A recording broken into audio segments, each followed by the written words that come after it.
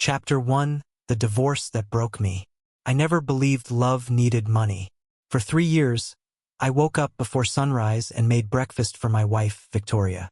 She was the youngest CEO in the city, always surrounded by meetings, investors, and reporters. I never complained when she missed dinner or forgot our anniversary. I kept telling myself that love meant patience. One morning, I placed a cup of coffee beside her laptop.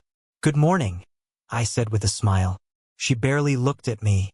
"I'm busy, Ethan." "I know. Just don't forget to eat." "I'll order something." "You said that yesterday." She sighed. "Please not now." I nodded and stepped back. "I'll be waiting if you need me." She didn't answer. I whispered to myself, "One day things will slow down." I wanted to believe those words. A week later, my ponerang. "Ethan!"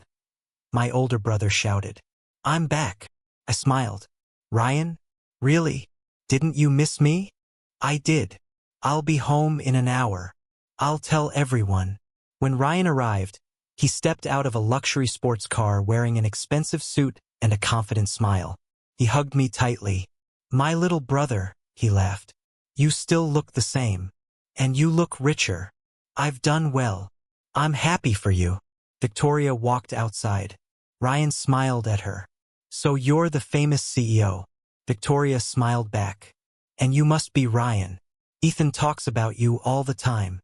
"Only good things, I hope." "Mostly." All three of us laughed. That night I felt grateful. My family was together again.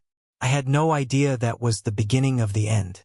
Over the next few weeks, something changed. Victoria started coming home later. "I'm having dinner with Ryan," she said one evening. I forced a smile. "I thought we had plans." "They're business plans. We haven't eaten together all week." She grabbed her purse. "You'll understand." "I always do." She left before I could say another word. Ryan returned after midnight. "Sorry, little brother," he said. "Business never sleeps." I looked at him. "You're getting close to Victoria." He laughed. "Don't be jealous." "I'm not." "You sound jealous." "I trust my wife." "Good." He patted my shoulder and walked upstairs. His smile bothered me. Days turned into weeks. At every family gathering, Victoria stood beside Ryan instead of me. People noticed. One aunt whispered, "They make a powerful team." Another relative asked me, "Ethan, are you feeling all right?" I smiled. "I'm fine." But I wasn't. One evening I finally asked Victoria, "Are we okay?" She closed her laptop. "What do you mean?" "I feel like I'm losing you. You're imagining things. I miss talking to you. I don't have time for emotional conversations. I'm your husband. And I'm running a company. You used to make time for both." She looked away. People change. Those 3 words hurt more than shouting ever could. I lay awake that night staring at the ceiling. Maybe love really needed more than loyalty. Maybe I was the only one still fighting for our marriage. I prayed I was wrong. I had no idea my worst day was already waiting for me. Chapter 2: The Secret I Never Shared. I walked away from the house with one suitcase in my hand and a broken heart inside my chest. I did not look back. If I turned around even once, I knew I would lose the little strength I had left. The taxi driver looked at me through the mirror. "Bad day." I forced a weak smile. "You could say that." "Home." "I don't have one anymore." He stayed quiet for the rest of the ride. My new apartment was small, silent, and empty. I placed my suitcase beside the bed and sat on the floor. "This is my life now," I whispered. The silence answered me. I closed my eyes and remembered every promise Victoria and I had made. "I'll always stand beside you," she had once said. "I'll never let you face anything alone," I had replied. Now those words felt like they belonged to strangers. My phone rang. The screen showed an unfamiliar number. "Mr. Ethan Carter?" "Yes. My name is Michael Bennett. I don't think we've met. I'm your grandfather's attorney." I froze. "My grandfather?" "Yes. He asked me to contact you only after one condition was fulfilled." "What condition?" "You had to live as an ordinary man before accepting your inheritance." I stood up slowly. I kept that promise. You did. I never told anyone. I know. Not even my wife. Your grandfather wanted it that way. I looked out the window. So, what happens now? There is something you need to see. When? Tomorrow morning. I'll be there. The next morning I walked into Michael Bennett's office. He smiled kindly. You look just like your grandfather. I miss him every day. He was proud of you. Even after everything? Especially after everything. He opened a large folder and placed several documents in front of me. These belong to you. I looked down. Carter Global Holdings? Yes. I frowned. I don't understand. You are the legal owner. I stared at him. You're serious. Completely. My grandfather left me. All of this? He did. How much is it worth? More than enough to make you one of the wealthiest men in the country. I remained silent. Michael leaned forward. Your grandfather believed money could attract people. He told me that many times. But character keeps them. I smiled sadly. He was right. You proved it. I lost my marriage. No. He shook his head. You discovered the truth. I looked at the papers again. I never wanted Victoria to love me because of money. Your grandfather knew that. I wanted her to love me because of who I was.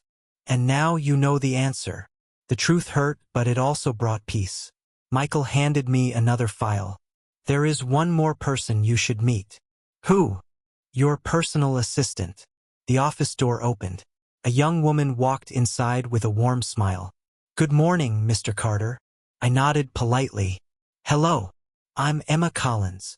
It's nice to meet you. The honor is mine. Michael smiled. Emma has worked for your grandfather for 5 years. Emma looked at me. He always said you would be ready when the time came. I don't feel ready. You don't have to feel ready. What do I have to do? You only have to be yourself. I laughed quietly. That's harder than it sounds. Emma smiled. I've read every report about you. You have. You lived simply. Yes. You donated quietly. I never wanted attention. You treated everyone with respect. My grandfather taught me that. She nodded. He taught you well. My phone vibrated again. A news alert appeared on the screen. Victoria Hayes and Ryan Carter announced new strategic partnership.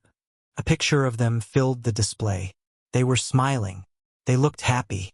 Emma noticed my expression. Are you all right? I locked the phone. I will be. Do you want revenge? I thought for a long moment before answering. No. Then what do you want? I want to become the man my grandfather believed I could be. Emma smiled. Then let's begin. I looked at the city through the tall office window.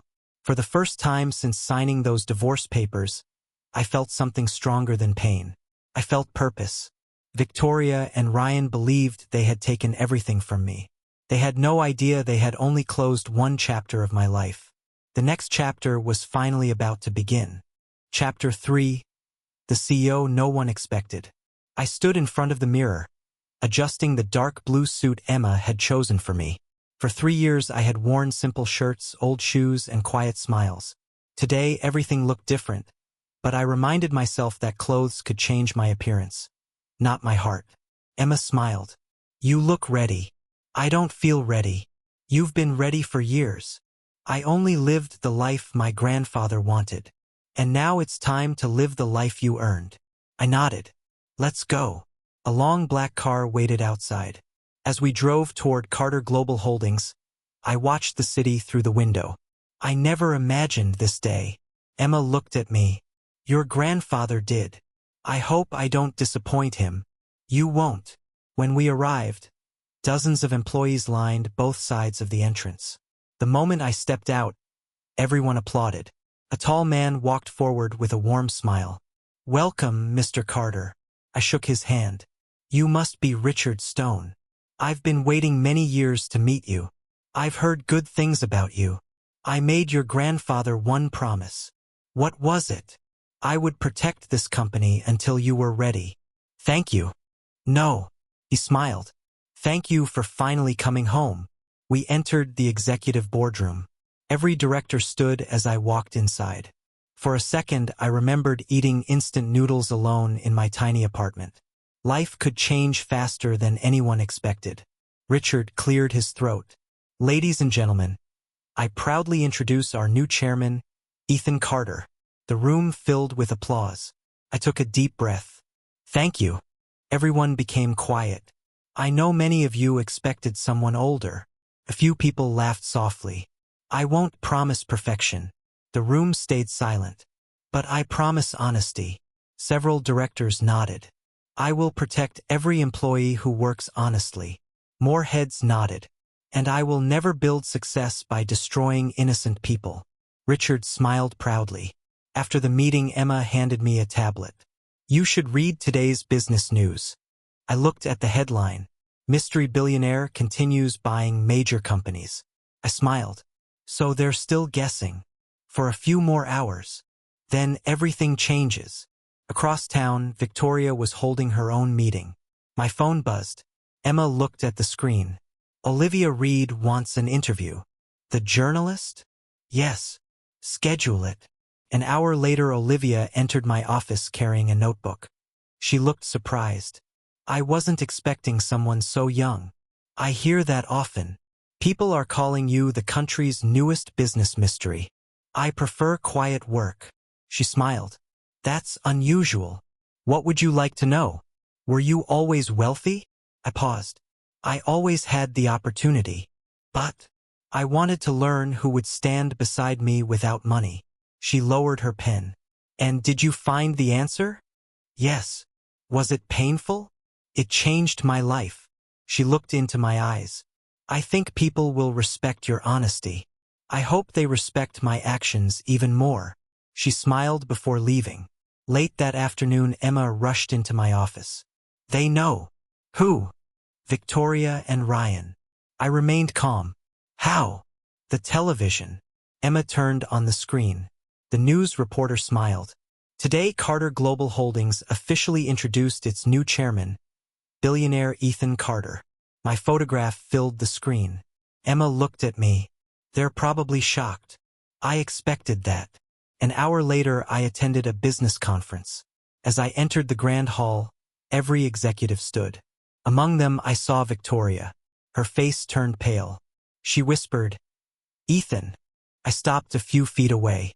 Good evening. She stared at me. This isn't possible. It is. You're the chairman? Yes. You never told me. You never asked. Ryan forced a smile and stepped forward. Little brother. I looked at him calmly. It's good to see you. He laughed nervously. You've been hiding quite a secret. I was keeping a promise. Victoria's voice shook. So everything, all this time, I wanted someone to love me, not my money. Silence filled the room. No one spoke. No one moved. Richard walked toward me. The meeting is ready, Mr. Chairman. I nodded. Thank you. Without another word, I walked past Victoria and Ryan. I didn't insult them. I didn't argue. I didn't ask for explanations. Their guilty silence said far more than my anger ever could.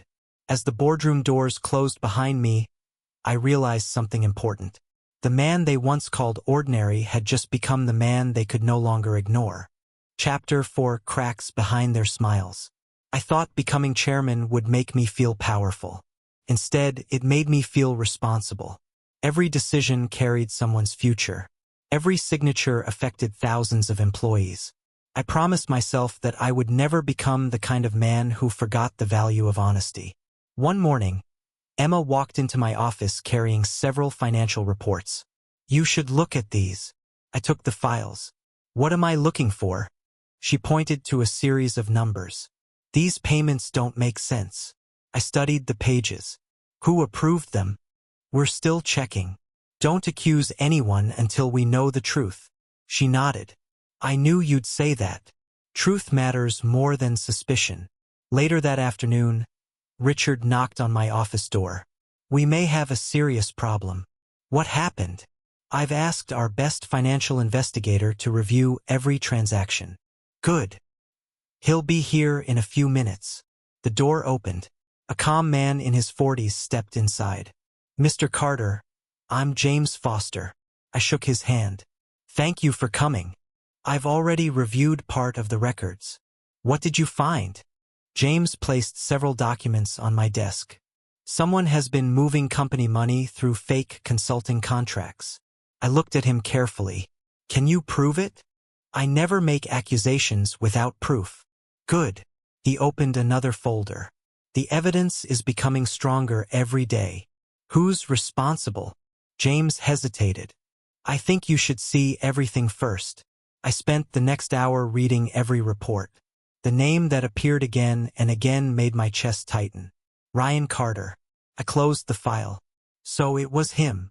James nodded quietly. "It appears that way." Emma looked at me with concern. "What do you want to do?" I remained silent. "I don't know." James spoke carefully. "If we move now, he'll deny everything. And if we wait, he'll make another mistake." Emma frowned. "Waiting could be dangerous." "I know." She looked into my eyes. "Don't let revenge decide for you." "This isn't revenge." "What is it?"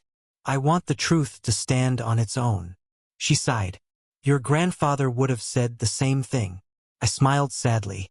"I hope I'm making him proud."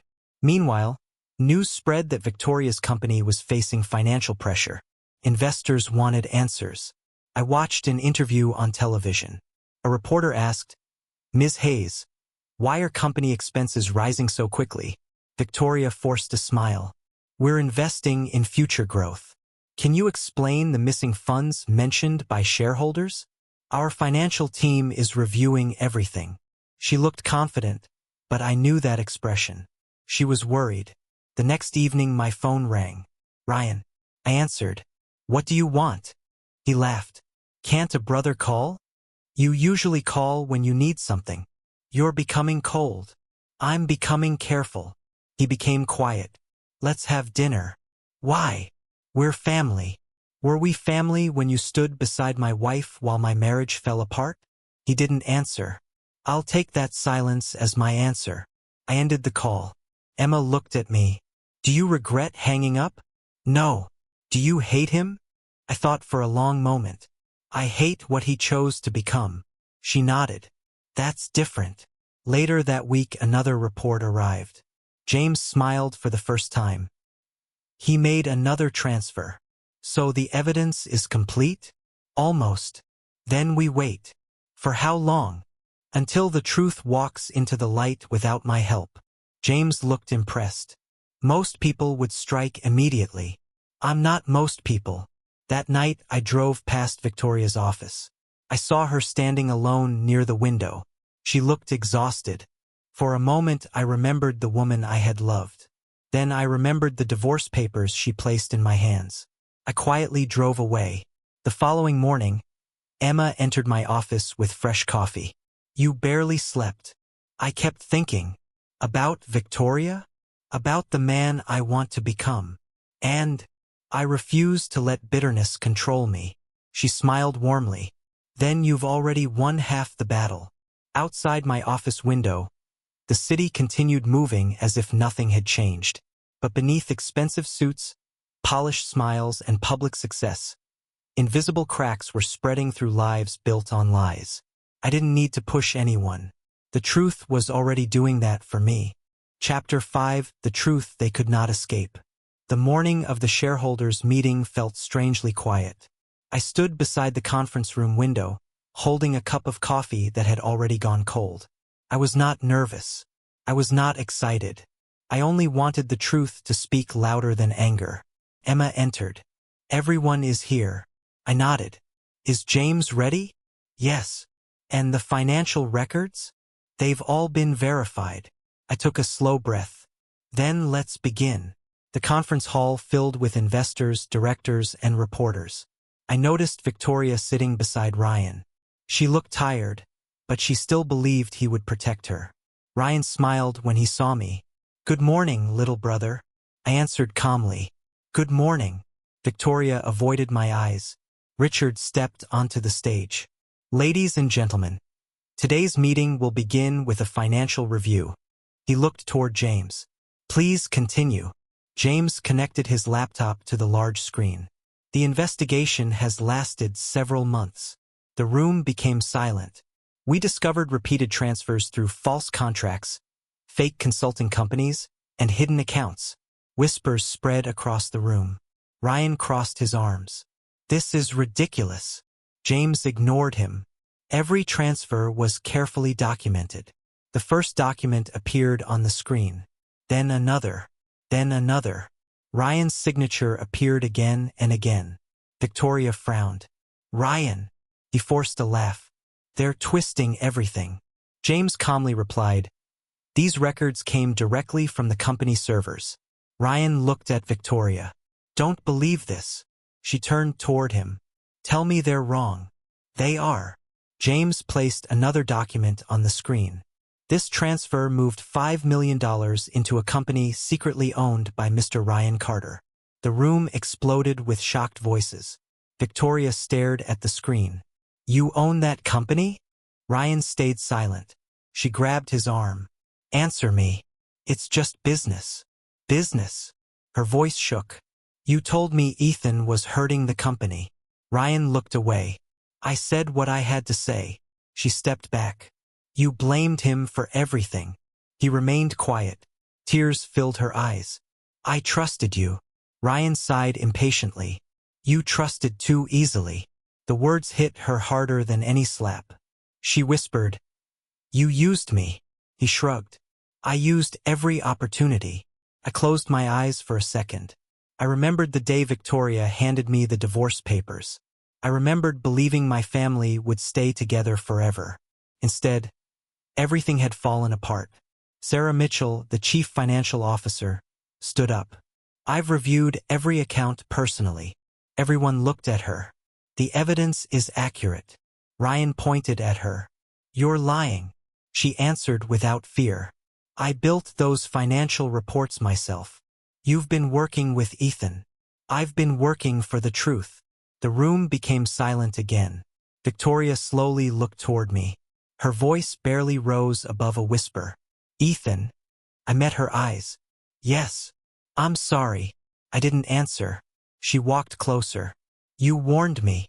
I did. You never shouted. No. You never tried to destroy me. No. I called you weak. I took a slow breath. I remember. Her tears finally fell. You were the strongest person beside me. Before I could reply, Ryan suddenly grabbed his briefcase. I'm leaving. Richard blocked his path. The meeting isn't over. It is for me. Victoria reached for him. Don't walk away. He pulled his arm free. You'll figure it out. You promised we were a team. I promised whatever you wanted to hear. She stared at him in disbelief. That's all our relationship meant? He looked at her without emotion. You were useful.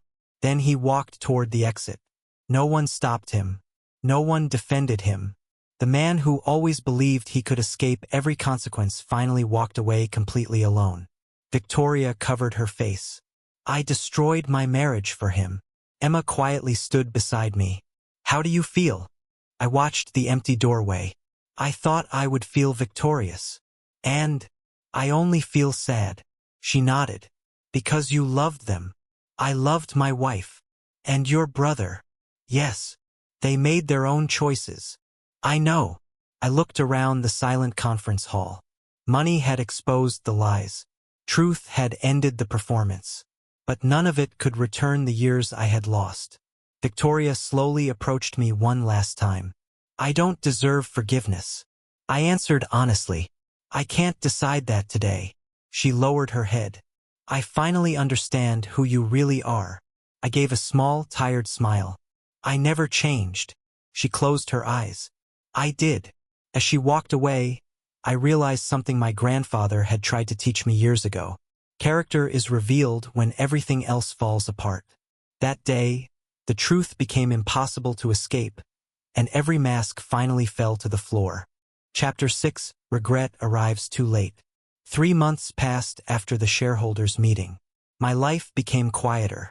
I focused on Carter Global Holdings, visited every department, and spent time learning the names of people who worked beside me. Success no longer felt exciting. Peace mattered more. One rainy afternoon, Emma knocked on my office door. "Someone wants to see you." "Who?" She hesitated. "Victoria." I stayed silent. "Should I send her away?" Emma asked. I looked toward the window. "No." Emma nodded and opened the door. Victoria walked inside slowly. She looked different. The confident CEO I once knew had disappeared. Dark circles rested beneath her eyes. She held a small folder in her hands. "Hello, Ethan." "Hello. I wasn't sure you'd agree to see me." "I almost didn't." She lowered her head. "I understand." Emma quietly left the office. For several seconds, neither of us spoke. Finally, Victoria broke the silence. "I've practiced this conversation 100 times. And I still don't know where to begin." "Start with the truth." She nodded. "I was wrong. I waited. I confused kindness with weakness." Her voice trembled. "I thought ambition mattered more than loyalty." She wiped away a tear. "I believed Ryan understood me better than you." I answered quietly. "I know." "No." She shook her head. "You don't know everything." "What don't I know?" "I kept telling myself that you were holding me back because admitting the truth was harder." "What truth?" "That I was becoming someone I didn't recognize." I looked at her carefully. "Why are you telling me this now?" "Because I've finally stopped lying to myself." She placed the folder on my desk. "What's this?" "Our divorce papers." I looked at them without touching them. "I've carried them everywhere." "Why?" "To remind myself of the worst decision I ever made." Silence filled the room. She finally whispered, "I'm sorry." I closed my eyes. Those were the words I had imagined hearing for months. Now they only made my heart heavier. Victoria stepped closer. "I miss you." I didn't answer. "I miss our dinners." She smiled sadly. "I miss your terrible jokes." A small laugh escaped me before I could stop it. She noticed. "There you are." I looked away. Don't what?" "Don't remind me of the woman I married." Tears rolled down her cheeks. "I still love you." My chest tightened. Part of me wanted to believe her. Part of me remembered standing alone with one suitcase after signing the divorce papers. "I loved you too," I admitted. "Then, can we begin again?" Her question stayed in the air. Before I could answer, another knock came at the door. Emma stepped inside. "I'm sorry to interrupt." "It's all right. Grace Wilson is here." Victoria looked confused. "Grace?" Emma nodded. "Mr. Carter invited her." Grace entered with a calm smile. "I won't stay long." I shook her hand. "Thank you for coming." She looked at both of us. "I've spent many years helping couples." Victoria asked quietly, "Can broken trust be repaired?" Grace answered honestly, "Sometimes. And sometimes forgiveness comes before trust." I listened carefully. Grace continued, "Forgiveness is a gift you give yourself. And trust. It must be rebuilt slowly." Victoria looked at me. "I'll spend the rest of my life rebuilding it." I took a deep breath. "I believe you." Hope appeared in her eyes. "But," her smile disappeared, "I can't go back." She whispered, "Why?" "Because every memory would remind me of what happened." "I'll do anything." "I know. I'll leave my company." "I don't want that." "I'll prove myself." "I believe you'll become a better person." She stared at me. "Then why can't we try again?" I felt tears forming in my own eyes. "Because healing doesn't always mean returning." She covered her mouth as she cried. "I was too late." I nodded slowly. "Yes." Grace gently placed a hand on Victoria's shoulder. "You've accepted the truth." Victoria looked at me one last time. "I'll always regret losing you." I smiled sadly. "And I'll always remember loving you." She walked toward the door. Just before leaving, she stopped. "Thank you for loving me when I didn't deserve it." After she left, I stood quietly beside the window. Emma walked over. "Are you all right?" I watched the rain fall across the city. "My heart still hurts. But I finally know which direction to walk." Outside, Victoria disappeared into the rain without looking back. For the first time since our marriage ended, I understood that some goodbyes were not acts of anger. They were acts of healing. And sometimes the greatest kindness I could give both of us was letting the past remain where it belonged. 6 months passed after Victoria walked out of my office for the last time. I buried myself in work, but I no longer used work to hide from my emotions. Every morning I visited different departments, spoke with employees, and remembered my grandfather's words. Power means responsibility, Ethan. One quiet afternoon, Emma hurried into my office. There's someone from the Financial Crimes Division here. Send them in. A tall man entered carrying a leather folder. He offered his hand. Mr. Carter, I'm Detective Nathan Brooks. I shook his hand. Please have a seat. He opened the folder. We've completed a criminal investigation involving Ryan Carter. I stayed silent. Nathan continued. We discovered fraud, money laundering, forged contracts, and several fake companies. Is the evidence solid? It is. What happens now? We're preparing formal charges. I nodded slowly. Thank you for letting the law do its job. Nathan looked surprised. You don't seem happy. I never wanted my brother's life to end this way. You still call him your brother. I can't erase blood. Nathan closed the folder. Justice isn't revenge. I know. After he left, Emma looked at me. How do you feel? I wish Ryan had chosen differently. You can't change his choices. No. She gave me a gentle smile. But you can choose your own. That evening, every news channel carried the same story. Authorities investigate businessman Ryan Carter for financial crimes. His picture filled every screen. Former business partners immediately denied knowing him. Investors canceled contracts. Companies removed his name from public events. People who once praised him suddenly acted as if he had never existed. The next morning my aunt called. Ethan. Hello. We were wrong. I know. We believed Ryan. I know. We should have listened to you. I wasn't trying to win. She began crying. Our family is falling apart. I looked toward my grandfather's old photograph. It started falling apart long before today. She quietly whispered, Can you forgive us? I already have. A few days later, Emma entered my office again. Ryan is here. I looked up. He insists on seeing you. I closed my laptop. Let him in. Ryan walked inside wearing wrinkled clothes. The expensive watches and confident smile were gone. He looked older. He looked tired. He looked afraid. For several seconds, we simply stared at each other. Finally, he spoke. Little brother. I answered calmly. Ryan. He sat down without being invited. I need your help. What kind of help? They're destroying me. I remained quiet. You own one of the biggest companies in the country. Yes. You have lawyers. Yes. You have influence. I do. He leaned forward. We're brothers. Those words echoed through my mind. I remembered him laughing beside Victoria. I remembered signing the divorce papers.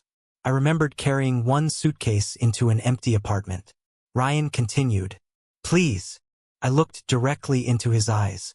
Do you remember the day I asked if anything was happening between you and Victoria?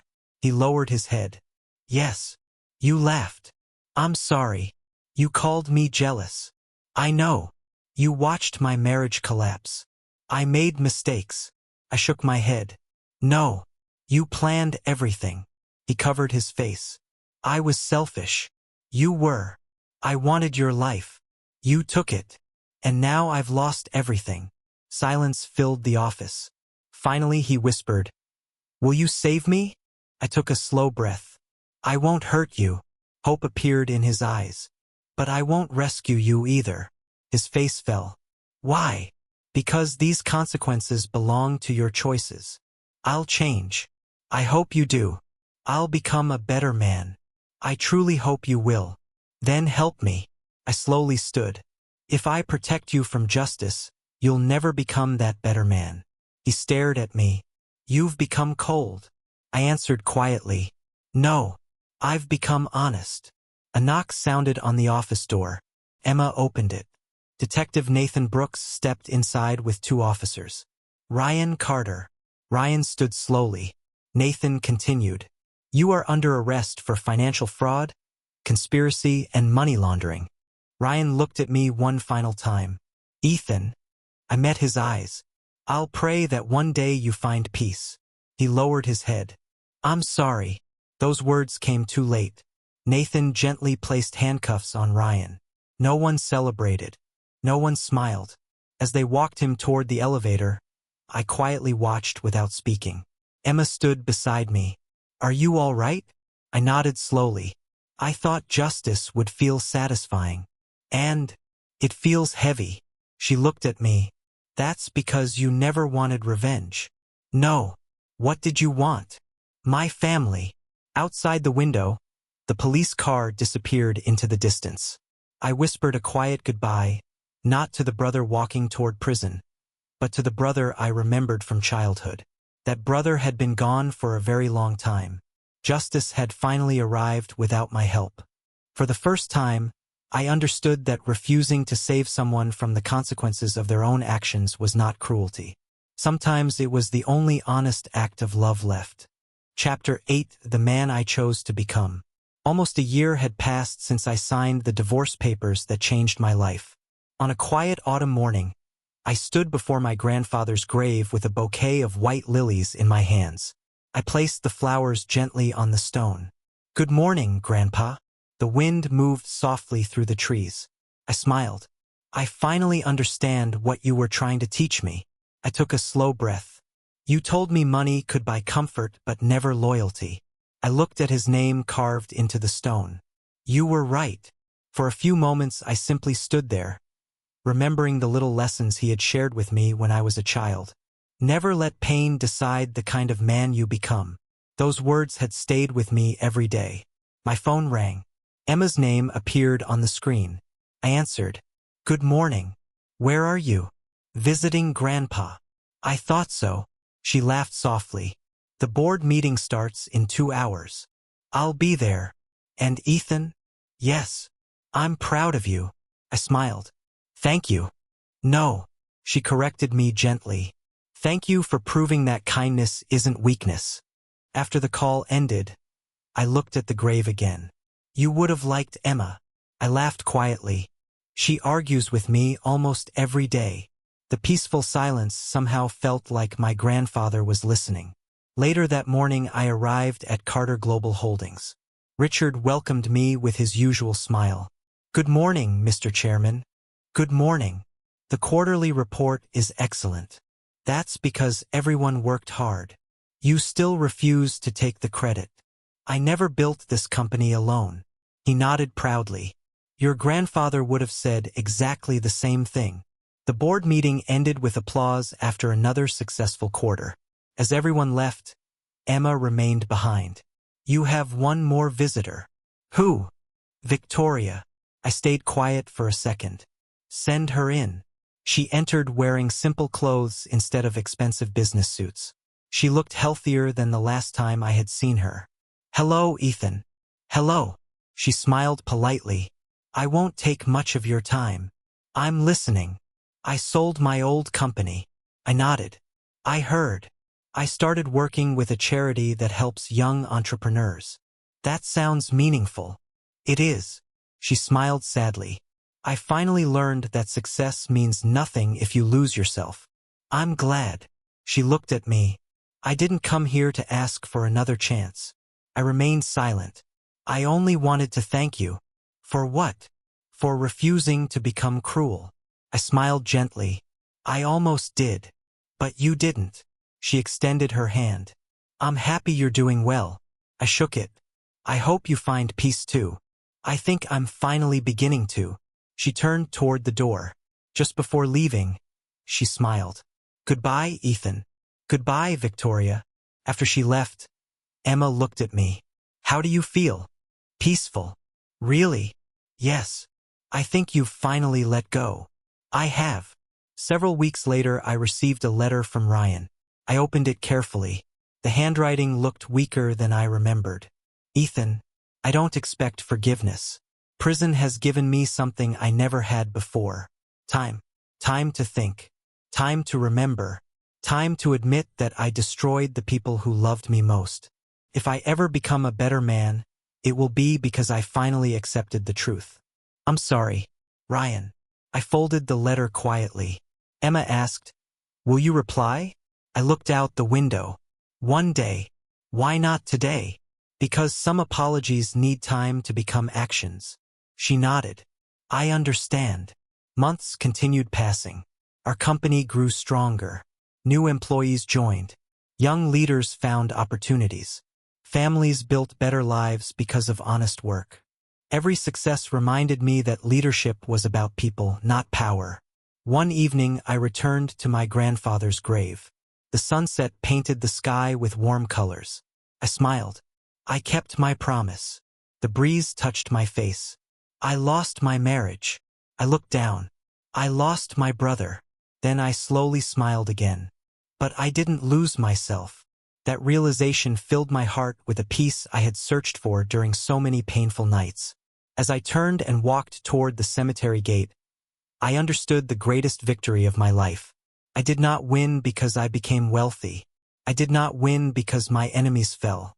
I won because betrayal never changed my character. Love had once broken my heart. Forgiveness had healed it. My grandfather's lessons had guided me. My friends had stood beside me. My mistakes had made me wiser. And my future finally belonged to me.